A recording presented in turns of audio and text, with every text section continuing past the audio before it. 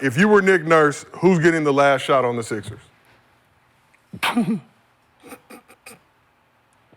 One person that got motherfucking mismatch most nights. The motherfucking MVP. The most valuable player on our team. Or And then Tyrese Maxey. if zero. Hey, listen, I'm gonna tell you. Let me tell you Tyrese this. Maxey. No. Shit. Well, if Paul got that thing going, goddamn it, you know the ball going. If Tyrese got it going, you know where it's going. But if neither one of them got it going, you're throwing the ball down the motherfucking big fellas. Throwing the ball to 21, man. Throwing the ball to 21. Every time. Every fucking time.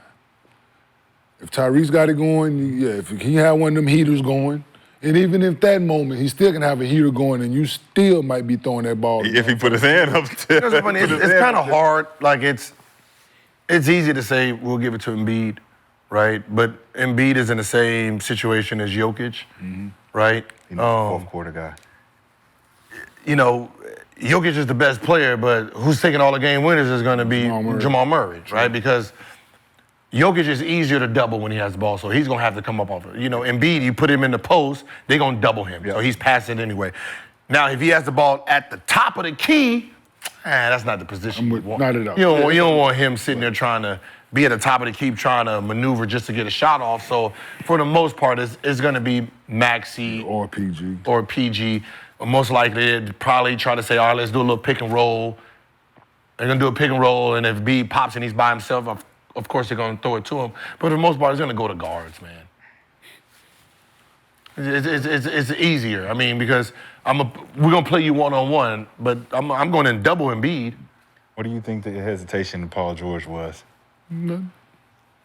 Coming to a new situation. Yeah. It was an honest answer. What are you supposed to How say? do you feel about the? Because if he would have said, me, that would have been viral. Yeah, no, it was the right answer. Oh, Paul George thinks he can go over there and Yeah, just... that's Nick, like you said, that's a Nick Nurse question. Yeah, it is. Is that a PR answer though? Facts. Hell yeah, nigga. Of course. It's PC. So you think he feels that he should be him? No, he said, like he said, he's been in That situation. So that's what I'm alluding to. Like, you've been in this situation twice. But you know, man, there's only a few dudes that we've seen in the NBA that if they don't have it going, they don't give a fuck about nobody else. They still gonna take that shot, right? Because they're the franchise guy. But for the most part, it's usually if there's more talent on the court, whoever has it hot, and you know, we're gonna live with. Okay, let's just say no one has it going between those three. Maxey, PG, and Embiid. Then we resort back to PG. You going to PG? Yeah, we go with PG. I'm going to PG. You going we to go PG over in that situation? Yeah, we go with the guy who has the most experience because at the end of the day, it's who can. It's only one shot. So if you 0-12 or it don't matter at that point. If you're all 0-12, who has experience at this? I'm gonna go. Well, look at the history of Paul George. Last second shot. I think they already had it. He was like, he has a certain shooting percentage for late game winners. So I'm wondering like how if you were to do the metrics, because you know skill set, you like, hey, Paul George out of all of them, he can get a shot off, he can make that shot. Because he's been around long. Yeah, but then it's the statisticals. Like you gotta go with your stats. But Tyrese ain't been around long enough to have He hasn't done that. But it's still like even if it shows up something like that, how many times was he doubled on? You know, they're not gonna factor in how many times was he doubled or triple team and going there. How many times did he start with the ball or did he get the ball and he was throwing a grenade and he had to take all it, those. right? Yeah. So you know you got to factor in all of it, right? So one, we got to get a shot off, right? So for the most part, all three can get a shot off, right? If let's say it's a penalty situation, right? Gotta go If it's a penalty situation, I'm gonna go with Max. I'm going to Max. No, I'm gonna go with He's Max gonna get because the foul. I'm like, he's the only one that's not gonna jump away from contact. Yeah, right. But then you have Embiid who's gonna try to force contact. Yeah. Right now I put it in the ref hand to give him the flop. So are we on the road or are we at home? Yeah, right. So there's a lot of shit that factors into it. You know what I mean? Thanks.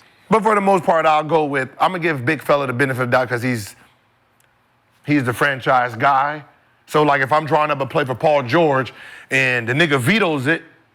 Now bring it to me. All right, well fuck it. Yeah. All right, Bring that bitch to me. So we're gonna do Paul George. What we're gonna do is Maxey, you gonna break it down here. Paul George, you gonna curl him. Turn him. Now, Maxey, if Paul George is open, just throw it right there, right? Go get him off the curl. If not, we're gonna pass it, big fella. Yeah. Big fella. I like that. I like that. Right, you know, because if I'm drawing up a play as a coach, I'm drawing it up for who I think has the best opportunity to get the best shot. Yeah. But if I get vetoed by the best player, I'm going with the player anyway. Because now his confidence kicked in, Yeah, it right? is. Because He also feels offended that you didn't go to him first. He's like, well, you draw, no. like, you know what I mean? If I'm like, all right, Dame, we're gonna come down, we're gonna do this, and then Giannis, I don't give a fuck what, if he's 1 for 12, he'll be like, oh, no. Bring that shit to me. I'm on. I got it. I'm gonna make this. Got it. All right, so scratch that. Dame, get that bitch degree, and everybody get the fuck out of the way. You know what I mean? And we've been in those situations. Well, I got the clutch minutes report from last year. If y'all want that, I know your feelings. Clutch minute report. I know your feelings about the term clutch being utilized. What is it? Last 5 Well, he minutes? asked for Paul George's last. Yeah. Clutch minute reports. So PG had 98.3 clutch minutes. Clippers were 20 and 12. He was 71.6 true shooting percentage on 39 field goal attempts, 8 for 20 from the three-point line. 8 from 20. Maxey had 107.1 clutch minutes, 50.3 true shooting percentage on 71 field goal attempts, 7 for 23 from three. And Embiid, 23. Hey, you know what? I don't know nothing you said. Me neither. I don't know nothing you said. And I know. It sounds cute. Same. And you here. Hey, Thank Can you, can you tell me, all right, how about this? Who was the worst team last year? Go give me Detroit Pistons, and then tell me what Cade Cunningham, True percentage. no. Do the same thing with Cade Cunningham. 5. let me put it in the Magic. No, go. I want to go. They're Type in Cade Cunningham because they played a lot of close games. Because the last 5 minutes the last 5 minutes, and you're starting to count clutch points in the last 5 minutes, is ridiculous. If it's a close game? It's still a game. There's no importance. The last 5 minutes is the importance, bro. 2 minutes. No, the last Last 5. No. Yeah. 5 minutes. It runs like that. Everybody still gets the ball in the last 5 minutes. That's why they keep the track of the points for the 5 minutes. But you're not close. Does free throws count in clutch? Yeah. No, I don't think so. Yeah. Free throws? You don't think the free throws you missed wasn't clutch free throws? That's the end of the game. But it was still. Not- but if if it's you at the say four- from the 5 if it's at minute the mark 4 to minute- the end of the game, you're still including your shot in the end. But there's no If pressure. he missed them 2 at 5 minutes, it don't. There's no 5 minutes. No one. If it don't missed it matter. at 4:30, it don't. don't. No, it doesn't. It does. No one. There's no pressure with. There's so many. Listen, there's going to be so many more possessions in the game. But those are the things we talk about, factors in the game. He missed Like it, when but- you lose something, you be like, that wasn't the reason we lost. There was so many other Yeah, reasons and then why it'll be we the 2 free lost, throws. right? And it'll be the 2 free throws. Right. So if those 2 free throws, we don't shoot no more free throws for the rest of the 5 minutes, those 2 free throws mattered. But see, now you're putting it. Now you're doing exactly what you're supposed to do. You're putting a different perspective on it, right there. So it's not about the 5 minutes. If I never shoot any more free throws and there's no more points, then those free throws actually mattered. Yeah. Right? But the rest of the game still matters. So Through the 5 minutes, the clutch points that you make from that 5 minute mark down is what they're calculating. Now- They're like, all right, 5 minutes left in the game. We know how many points this player is going to score. okay, so now let's go with Tracy McGrady's performance against The Spurs. Spurs. 13 seconds. How many clutch points did he actually have? Yeah, 13 points in Besides those 13. 11 seconds. Hey, last 2 minutes is clutch right now. Third- That's 5. 5. Last 5. Yeah. So he had Score within 5. 13. Or within 5. Last 5 minutes score So with he had 5. we he know- had we know 13. 13. So he had 13 points in 33 seconds. 33 seconds. So that means in the last 5 minutes, nothing was clutch. That means his performance wasn't clutch until what? 5 seconds left? His meaningful clutch buckets, if you could go back to the game and you say, all right, there are plays and things that happened in that game that led to that led to the last 13 points that he had in the 33 seconds. We don't know up until that point because this outshines it all. But so when you have something outshining all the other clutch shit, yeah, of course There was it's no gonna clutch, be. nothing. What you mean? It doesn't fit the clutch. Remember, it's a certain Because they was losing. They wasn't down by 5. So He that said means 5 to go. nothing no one did. That whole sequence counts as clutch in their new terminology. Right. This Up is the- until they were down 5. down They 5. were like down So that means 11. he was 13. That first shot, They were down that like 11. second shot, that third shot means nothing. Nah. According to what you're saying, according to what they're saying. Now, 5 as a minutes. basketball player, 33 seconds, 13 points. wasn't it all clutch? Yes. And that's the problem here. But that's what I'm saying with the 5 minutes. In 5 minutes, you get to segment the levels of clutch.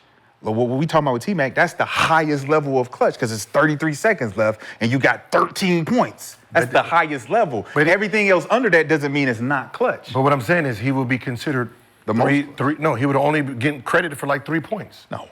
Yes. No. The rule is 5 minutes under 5. So 13, when he hit it 13 and it goes to 10, don't count. They shoot free throws. They miss a free throw, make a free throw. His next 3, don't count.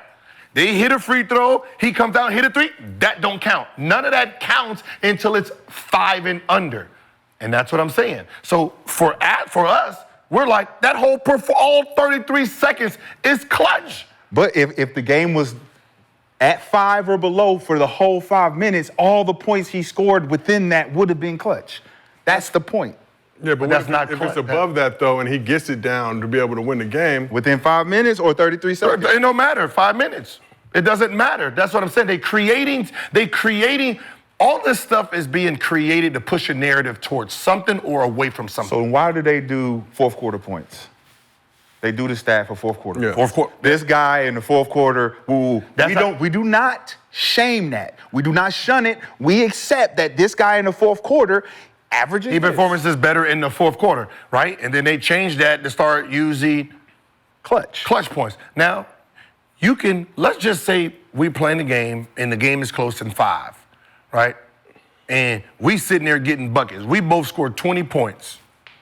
We both got 20 clutch points, and none of us really did anything clutch. We didn't hit no clutch shot. We didn't hit a game winner. We didn't do shit. But because it's 5 minutes and shit, there's still about 30 possessions into this game, we collecting a whole bunch of points that really don't have nothing to do with the game yet. It does. It don't. It's the score. The balance of the score has everything to do because it's a close game. So now now because I created this little context of something, now someone like Steph Curry becomes unclutch because he doesn't play in the fourth quarter. Somebody like Michael Jordan, whose teams was better than everybody else, he don't have a lot of clutch points because they was beating the fuck out of everybody. But he's the best clutch player, right? Because the clutch means the difficulty of what you're supposed, like, so the end of the shot or you're down or you need this bucket, the intensity of the game itself is what makes it clutch.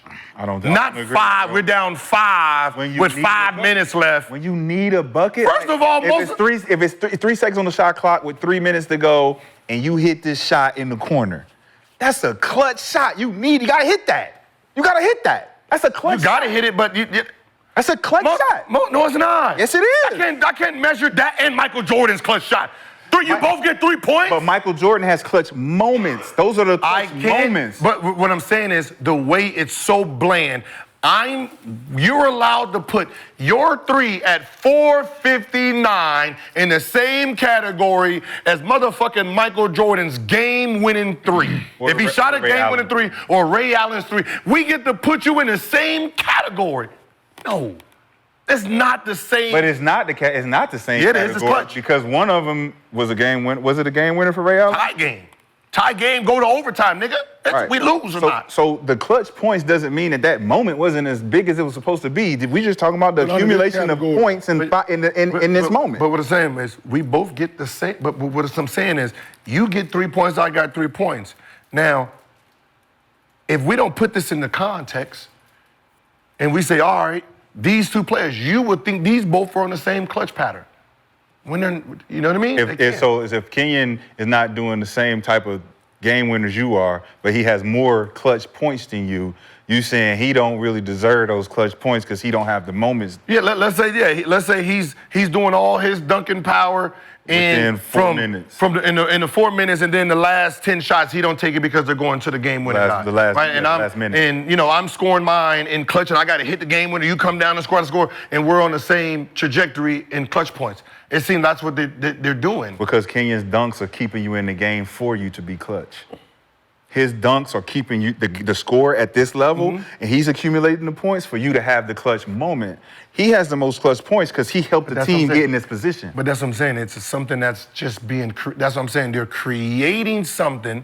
Like you got to think about it. Like It's not basketball players or basketball. No. We're not doing that. Creating this thing. It's someone trying to figure out how to be smarter than someone else, and they're creating things. Like, let's say it's a Bron fan. They want to get over Michael Jordan, right? So now I have to figure out a stat that puts him in this category to say, oh, he has more clutch points.